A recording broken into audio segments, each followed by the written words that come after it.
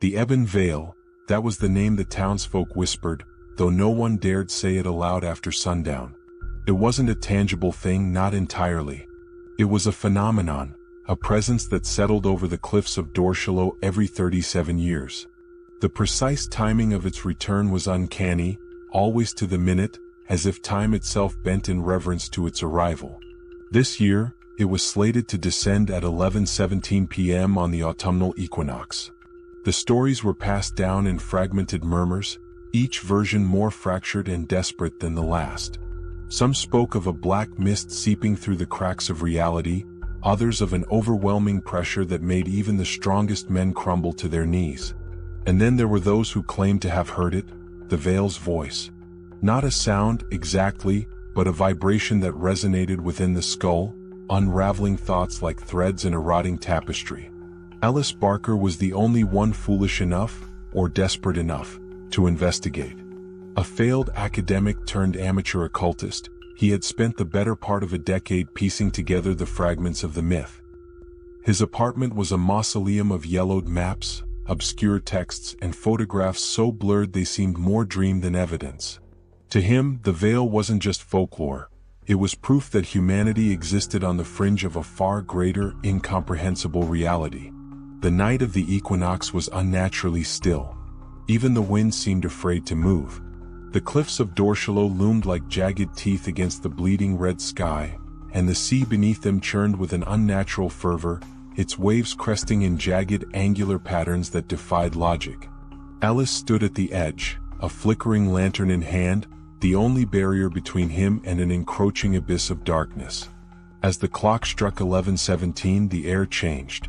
It wasn't a shift in temperature or humidity, it was as if the very fabric of existence shuddered. The stars, once brilliant, dimmed one by one, snuffed out like dying embers. The horizon seemed to ripple, a nauseating distortion that made Ellis grip the edge of the cliff to steady himself. And then it came. The veil didn't rise or fall, it expanded. A mass of inky blackness spilled into the world, its edges flickering like static on an ancient television. It was impossibly vast, its presence pressing down on the landscape with a suffocating weight. Ellis's breath hitched as the lantern's light faltered, swallowed by the void. He tried to speak, to recite the incantation he'd prepared, but the words crumbled in his throat. And then he saw it. Or perhaps it would be more accurate to say it saw him. The veil shifted, revealing glimpses of something beyond, an expanse of undulating forms that defied geometry, their surfaces slick and glistening with a pale, sickly glow. Eyes, too many to count, blinked in unison, each one fixed on Ellis. They weren't eyes in the human sense, but voids within voids, hungry and hollow, promising nothing but despair. The vibration started then, low and almost imperceptible, but growing with each passing second. It wasn't sound but sensation, a resonance that crawled through Ellis's bones, his teeth, his very mind.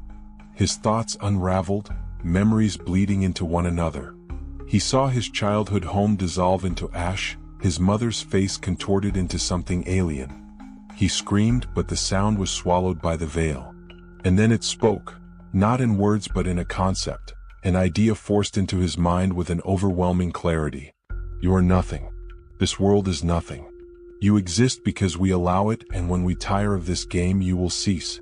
Ellis fell to his knees, his body convulsing as the weight of the revelation crushed him. The veil pulsed, a slow, deliberate rhythm, as if mocking his insignificance. Through the haze of his disintegrating mind, Ellis realized the truth. The veil wasn't a visitor to this world. It was the world's creator, its architect, and its eventual destroyer. As the first light of dawn approached, the veil receded, folding back into the cracks of reality as if it had never been. The cliffs were silent once more, the air still and empty. Ellis's body lay crumpled at the edge, his eyes wide and unseeing.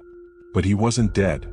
His lips twitched, murmuring incoherent fragments of the veil's message.